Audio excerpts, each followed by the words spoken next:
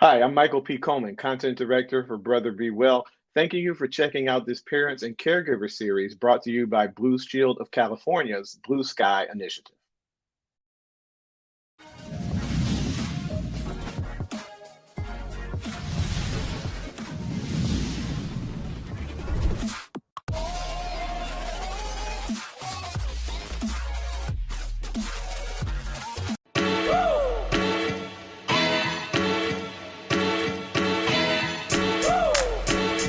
Audio Jungle.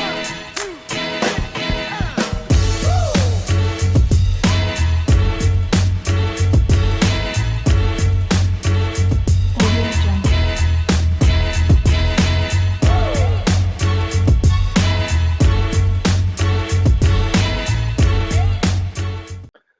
Hi, I'm Michael P. Coleman, Content Director for Brother Be Well. When a family faces a mental health challenge with one of their children, often the other children, the siblings, are pushed to the background or forgotten altogether. This isn't usually intentional. Often, the critical nature of the mental illness demands the immediate attention of parents and caregivers, and unfortunately, the siblings get left in the wake. A complex mental illness inevitably impacts everybody in the family. Siblings indirectly affected by their brother or sister's severe mental illness may experience a complex range of emotions, many of which are disturbing and distressful and may require an extra effort to overcome.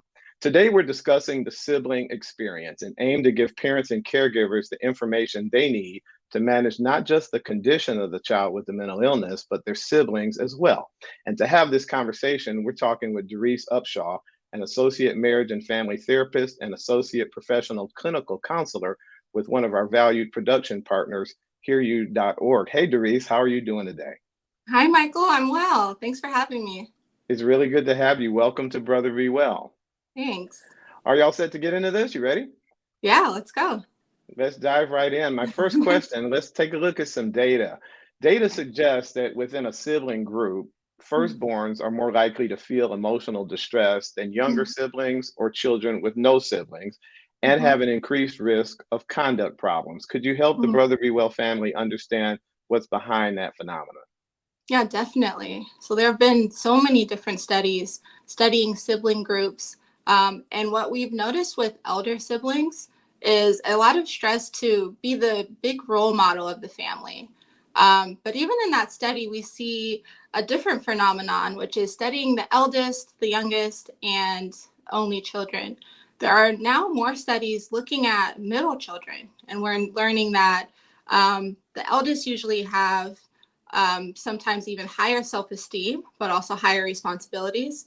The youngest children are given more attention and more loved and looked after, but they can also feel more babied, not taken as seriously.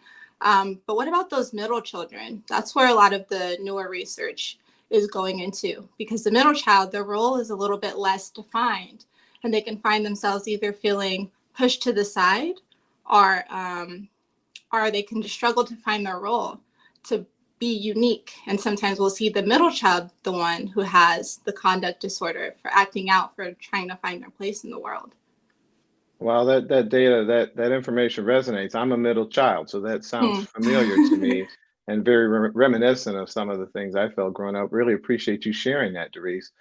Let's take a look at another study. This is a study that was conducted across 46 years and published by the American Psychological Association. It was published about 15 years ago or so. People who have a sibling, according to this study, with mental illness are more likely to experience depression at some point in their lives, much more so than those who don't have a sibling that is has a mental illness. What's behind that one? Yeah, so the cause could be a number of things. Could be including genetics, family history, upbringing. There could have been more attention placed on the sibling who has the depression or who had the more obvious mental health disorder, or maybe even vicarious trauma, right? Witnessing a fight or outburst again and again, witnessing a suicide attempt of a sibling. That vicarious trauma, just being around that, sometimes that sibling can feel hopeless to help, can feel less close to their sibling. That loss of closeness to someone they love because of their sibling's mental health disorder can just be hard to take on. Mhm. It sounds like it could be very hard to take on with Mhm. a with does the size of the sibling group bear any weight there, or do you have any information on that? The larger the sibling group is, the more complex that phenomenon, or no? Yeah, well, what's been noted is the closer in age the siblings are, the more that is noticed. So I got it. siblings who are maybe 2, 3, maybe even 4 years apart are more impacted by each other. Wow, that's some really, really interesting stuff, Therese. Another question I've got for you. It's not uncommon, I understand, for depression to run in families across generations or among siblings, as we touched on today. Is that Mhm. solely a genetic link there, I'm wondering, or is something else at play? Yeah. So we've learned that it's almost half and half. So there's one study that scientists believe that as many as 40% of those with depression can trace it back to that genetic link. But then they believe that environmental factors may make up the other 60%.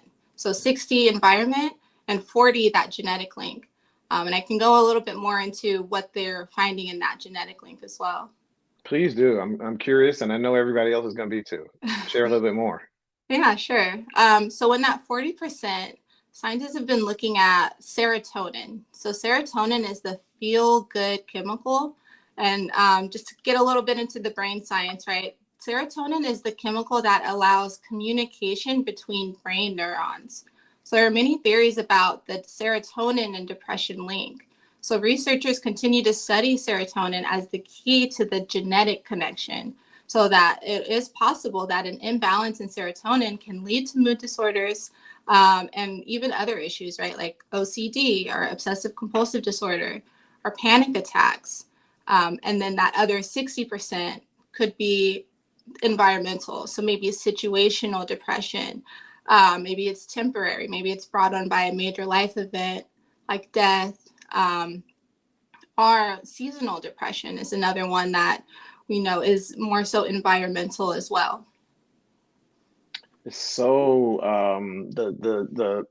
the balance between genetics and environmental is so fascinating to me. I envy you being able to dig into some of this data and get down to some of the whys of these mental health conditions and these Mhm. phenomena we're talking about, Therese. Yeah, it's a lot Let's of talk. fun. Sorry. It is a lot of fun. It's funny. It's kind of small talk for us here at Brother Be Well. It's a lot of fun to kind of get to what's behind some of these phenomena.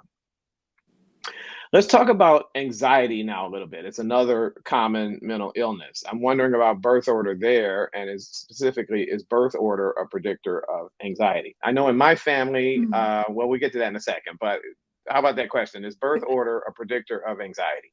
Sure. So, as we discussed earlier, it is possible for birth order to influence the expectations placed on a kid. So, we can look on stereotypically, right, in the West, the eldest child is usually under the most pressure. Someone who identifies as a woman, for example, can be seen as mom's little helper, the second parent in the household. And maybe someone who identifies as male will be seen as maybe the man of the house. So, there is that pressure to be okay. I'm the second head of the household. I lead the family in a way, or I'm in charge of my siblings in a way too. It's so tell me some of the data that I found on that one, that a higher proportion of anxiety and other disorders, there's a higher proportion among the youngest child in the family. You don't have data. Am I off on that one, or what do you have related to that baby in the family? The baby in the family to have more anxiety. Yeah, So nothing that behind could, that. yeah, sure. So if we're looking at that, or if I'm working with a family and the youngest is suffering from a lot of anxiety, I will look at, okay, has this child been experiencing what's called learned helplessness? So learned helplessness is something that happens a lot of times with anyone can develop this, but with younger siblings, it's really common for there always to be someone older who can do for you. So a young kiddo just being raised in a household where no, you're the baby, like we take care of you. They can kind of learn, okay, I can't do anything for myself. And that can lead some kids with certain temperaments to feel anxious, to feel afraid if they are left alone or if they are placed in a position where I just have to do for myself. Sometimes youngest children can feel overwhelmed to choose a career path, right? We're looking more at adolescence or young adult age or young college age, even some pressure to make a choice when they're the youngest and they're so used to to things kind of being, I don't want to say handed to them, but everyone else has it figured out, and I'm the last one to be in that position. I got it. You're so great, Teresa, and this is the first time you've been with us here. You're so great at explaining some of these phenomena in ways that I and everybody else can understand. I really appreciate it. Yeah, of course. Let's take a look at one more question related to anxiety. As long as we're talking about anxiety, I'm wondering Mhm. whether in the question, I almost decided not to ask you this because it sounds a Yeah. little funny as I was practicing it. Can siblings cause anxiety? I hope none of my siblings are watching this video because they know where I'm going with this. So, can you answer that question for us? Can siblings actually cause anxiety? Yeah. So that question makes me think about family systems theory, right? So it's a specific theory that we sometimes can use when working with families or working with a child. Family systems theory teaches us that there are 5 roles.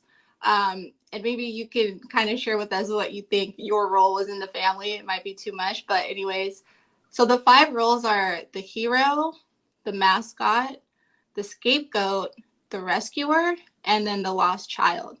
So in any family, according to this theory, right, those 5 roles are in play. So yeah, in a way, the other siblings will influence what role one person falls into. If we have a sibling who does act out a lot, or they have a lot of mental health issues, sometimes the sibling will fall into, there are 2 roles, maybe the hero or the rescuer, especially, are usually the roles that the sibling of someone who is having issues will fall into.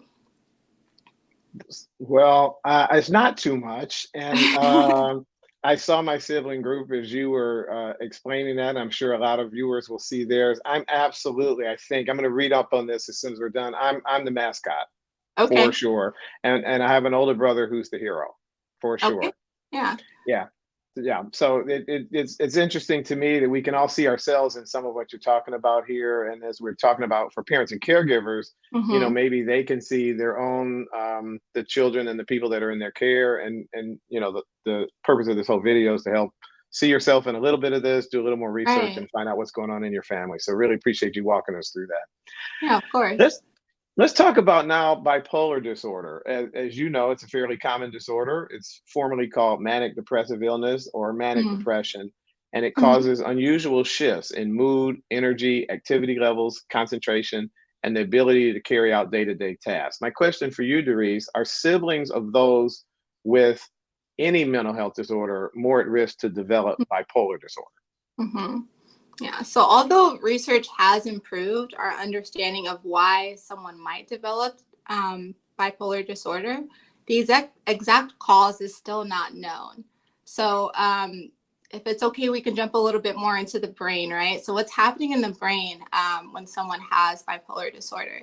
So it's the result of abnormalities in the way that the brain functions. So nerve cells communicate with each other through those same chemical messengers I talked about earlier, right? The neurotransmitters.